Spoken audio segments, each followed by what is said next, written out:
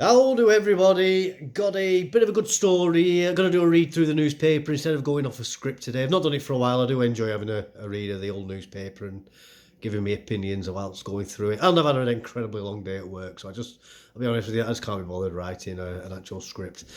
But, oh well, here we go. But this is one that most of you have probably seen. I think is absolutely not surprising. My only surprise is that they're actually admitting it, and that is this story about how much migration is actually costing the economy, and I think that they're probably underestimating it hugely as well. But anyway, let's have a quick go at this. This is in the Express. I will put the link below, so if you want to have a read of the article yourself, I will be skipping through parts. I'm not going to read the whole thing, but I'll try and pick out the bits that I think are interesting and most important. So anyway, outrage as it's revealed how much jobless migrants and foreign students really cost the UK a lot. And really, there's stuff that you can't put a price on as well, like social cohesion. I mean, you can't put a financial cost against that, but that is obviously another massive issue that we're seeing. Before I even get into this as well, I've heard, and I can't remember where I read this, I'll try and find it again at some point because it's quite an interesting topic, but it's to do with population density of countries and how many people can live on an actual area of land. In the UK, with the actual amount of land that's on it, I think it's realistically can only sustain between 20. I think maximum absolute push to the limit is maximum 30 million people. So we are well over double capacity of what we should be having living on this country anyway. From a fact of farming at the very least, so that aside, let's get on with the story. So a new report has revealed that the UK taxpayer has forked out almost 24 billion on jobless legal migrants who contribute nothing to the economy since 2020. Well, you could knock me over with a feather right now. I am shocked. Shocked, I tell you, absolutely shocked. No, I'm not shocked at all. It's glaringly obvious, and it's not just jobless migrants. It's going to be people as well who come over here with chronic illnesses that need absolutely huge amounts of money to look after, or people who may be working in really, really low level jobs where they're not really contributing that much, and maybe the rest of the family isn't working, and really just having the job is just a way of topping up the benefits. It's not just jobless legal migrants. There's a lot more to it than just that.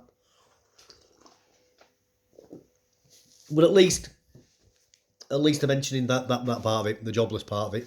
So a number does not include international students who are discounted from the economically inactive category.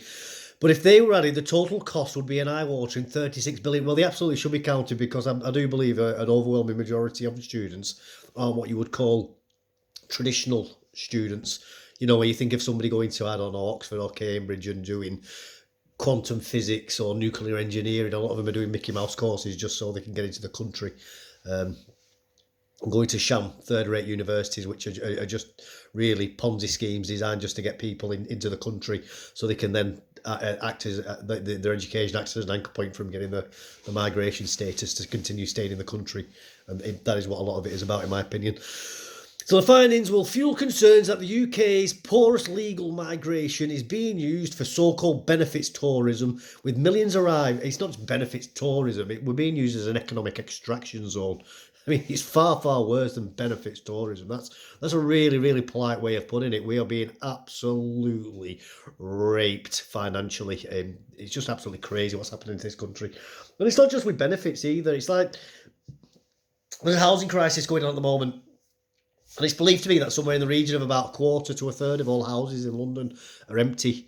And they're not empty for any other reason than foreign investors are buying them. And this is crazy that people can do this. Somebody from, say, I don't know, Saudi Arabia or Germany or Russia or even America or wherever, they don't even need to come to the country. They can just buy a house in London for, say, 1.3 million, sit on it for a couple of years, gain £1 million, and then they can sell it. And the house will never ever have an occupant in it. And there's multiple houses all across London. They call them piggy bank houses. I mean, the entire country is a mess, and we're just being taken the pee out of by the rest of the world, who are just using us to enrich themselves at our expense.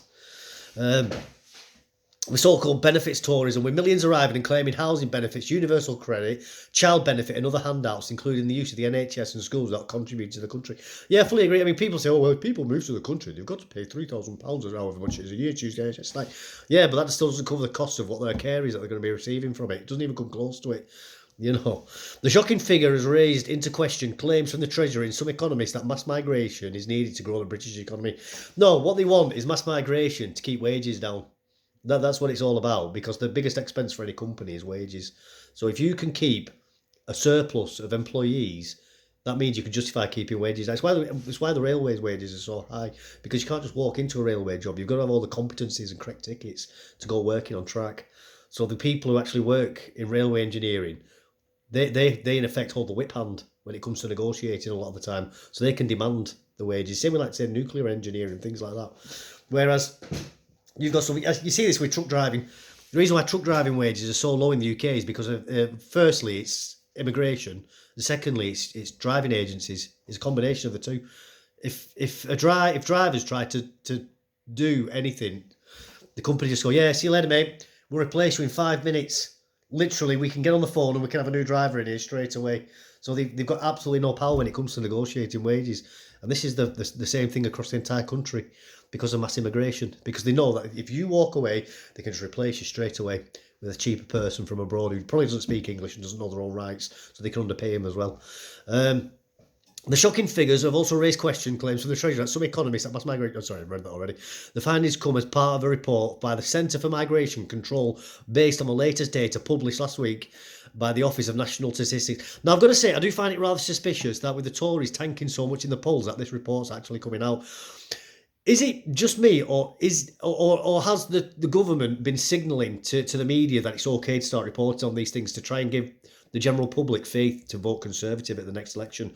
They're going to make a lot of promises about dealing with immigration, and then they'll get into power and they'll go, oh, we tried to deal with immigration, but those pesky courts or pesky Human Rights Act, we just couldn't do it.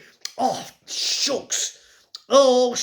We promised we'd do it, but what can we do? We can't lose face to the international crowd, can we? What will the foreigners think about us if we don't allow the rest of the world to migrate to Britain and push everybody out, the indigenous people out? What will the rest of the world think? They'll call us racists, won't they? That's what they'll do. They'll call us racists and bigots. Oh, that'd be terrible, wouldn't it? Wouldn't it be terrible if Russia called us racist because we didn't allow infinite Africans into the country every year? What a horrible bunch of people we'd look to the rest of the world. So anyway, Robert Bates, Research Director at the Centre for Migration Control, said, these findings show that mass migration is far from the economic panacea that the advocates for open borders purport it to be. Yeah, this is nothing new. This is literally nothing new. It was like during Brexit where right up until the actual day Brexit happened, they were lying about mass migration suppressing wages. And the moment we voted for Brexit, the Bank of England did a 180 about turn and went, yeah, mass migration, it does push down wages. We don't know why we haven't been saying that all along. You know, I guess we just got it wrong, didn't we? You know, I guess we just got it wrong.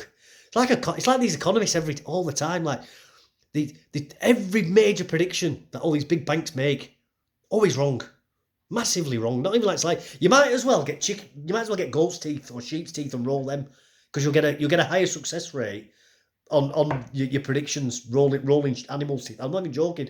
I remember reading an article like this where scientists they ran a test using economic predictions versus, and one of they were using various alternatives, and one of them was literally putting stocks on a wall, and they got monkeys to throw darts at them.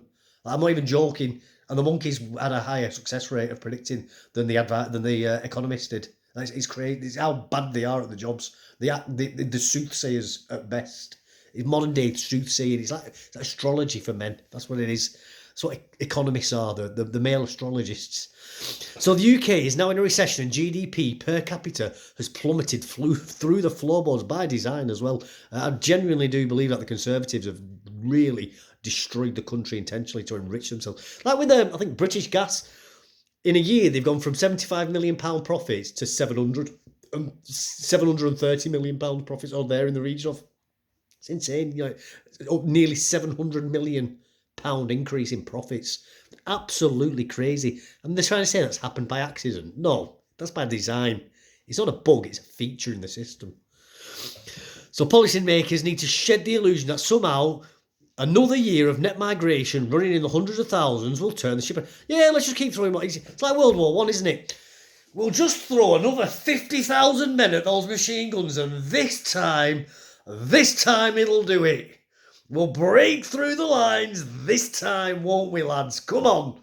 This time's got just another 100,000 lads at those machine. Come on, just keep pushing the meat in the grinder. And that's what this is. We'll get another infinite illiterate third world migrants into the country, and then GDP will be fixed. Then we'll get economic growth. And all these people are even illiterate, even in their own language.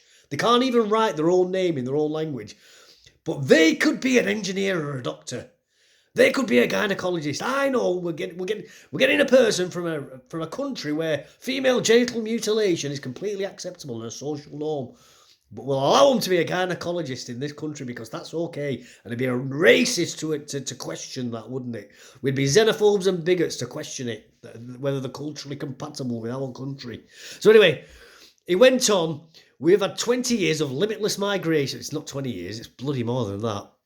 And those with legitimate concerns were simply told that it was an economic necessity. Yeah, it was because they wanted to rub our nose in it. It's communism. It's because our institutions have been... And this is, again, I've mentioned it in a lot of videos, it's the constant salami slicing of society. And it started under Blair. Well, I mean, it started before. It started with Windrush, didn't it, even around that time. But they've increased it. And this is what I say as well, where it's part of the gaslighting. They don't start at 1.5 million migrants a year gross. They start at 10,000, 15,000, 20. I mean, what's the difference between 15,000 and 10,000? It's nothing, isn't it? 20,000 to 15,000. It's nothing. What's the difference? What's 25? We've got 25,000 a year coming in. Let's just have 25,000 a year. We're living in a population of 65 million people at the time. What's 25,000 people a year? And then before you know it, we've got 1.5 million people moving here in my lifetime. I'm only 40. That's not a long period of time to go from 25,000 people to 1.5 million people. That is absolutely insane. But that's what they do. The incrementally increases. You can't point to any one particular point until it's too late, until you're drowning in it. But because they've done it so incrementally over such a long period of time, you can't ever point to one exact moment where that was the exact moment. And this is the gaslighting that they do. This is the salami slicing process that they put us through. And it's across all aspects of our society that they're doing this. We see it with the police, where they've been... You know what, I'll only read a few more bits on this because I keep going off on different tangents. This video will end up being 3 hours long. But arresting people for... Well, there was a guy with a sign the other day saying Hamas are a terrorist organisation. And he got taken away, carted off. There was a guy in Edinburgh, I think it was, wearing a Star of David. He got taken away from the rally. And the police actually said to him, "You've done nothing wrong, you've broken no laws." But they took him away. You know, it's this... But then they'll turn around and the police will say Hamas are a terrorist organisation. Then they will let people openly support Hamas on the streets. It's that sort of level of gaslighting, and that is literal gaslighting what they're doing to us. I'll get back on with this story again. Oh my God, it really does wind me up, this. But the fact that there are now over 1 million migrants who are making no economic contribution to the UK coffers are in fact imposing it. I think it's well more than 1 million. I genuinely do. And it's not just those that are a net drain. It's like those who are... I mean, how many of these people, that we've seen it recently where the BBC tried to make a big thing about Bradford having less than 50% or less cousin marriages or something like that. It's still basically 50% of Muslims in Bradford are getting married to the cousins. It's how many of those families are going to be having kids that are going to need round the clock full on professional medical care, because they are that inbred? And then, but you see, and this is quite a common problem. My understanding of this is they'll get advised not to have kids, but then they'll end up having 10 kids, and all the kids will need, because they know that they'll get a bigger and a bigger house, and they'll get cars, and they get everything else. So for them, it's like a source of income, and they start sending loads of money back to Pakistan as well, or Bangladesh, or North India, whichever one of the three they're from, and they just keep pumping out these kids. Which you've got these kids can't even say their own name. They're that mentally incapable of doing anything for themselves, and it's costing us hundreds and hundreds and hundreds of thousands of pounds a year to look after these people. So it's not just a case that these people aren't working; it's all the other baggage on top of it that comes with it. You know, and then you've got the even wider net problems, like how much does the grooming gangs cost? You know, in policing, how much is all these Palestine protests been costing us to deal with? You know, how much loss of business and tax revenues and things like that have been lost as well. There's all these knock-on effects as well with it. You know, it's not just a case of people not going to work and receiving benefits. There's just so much more to it than this. I don't even think this is what I'm saying. It's so underreported. I mean, in the last 2 years, the UK has seen the last two figures for net migration equal around 1.4 million in the last 2 years. Yeah, I mean, that's what we know about. You know, I mean, and that's the thing is, the Home Office don't keep proper records either. So this is all guesswork as well. Recent new measures to toughen up immigration systems. Yes, the overall figure will drop by 300,000 a year. Well, this will mean that net migration will stand above 400,000 annually. Well, I mean, I don't believe that either, because this organisation that does the predicting for migration for for its entire history has been wrong. They've always underreported. And not slightly, like massively, you know, we're talking like 10 times under they've been, you know. So when they say it'll drop by 300,000, we'll be lucky if it drops by 150,000. My prediction is it'll stay the same or get worse. That's my personal prediction, because there is just absolutely zero will from these people to deal with this. I mean, it's going on here to give more facts and figures and things like that, you know. I'm not going to go too deep into it. If you want to read it yourself. But it's just, I mean, it's over 15 minutes. This video now. I've not even scratched the surface of this story. Read the article yourself. It's just absolutely mind-boggling. You know, 36 billion pound basically in the last 3 years we've spent on people having a free ride here. You know, that is why the country's a mess. That is literally why the country's a mess. And this is just the surface of it that they're telling us. It's going to be far, far worse than this. I'm telling you now. If you found that interesting, insightful, you know, if that's new to you, or, you know, all the other good stuff, please definitely do like, subscribe. Definitely put a comment below. I love reading your comments. I do love getting back to them. I do try to get back to them as quick as I can. Please be patient if I don't get back to it straight away. Thank you very much for your time, and good night.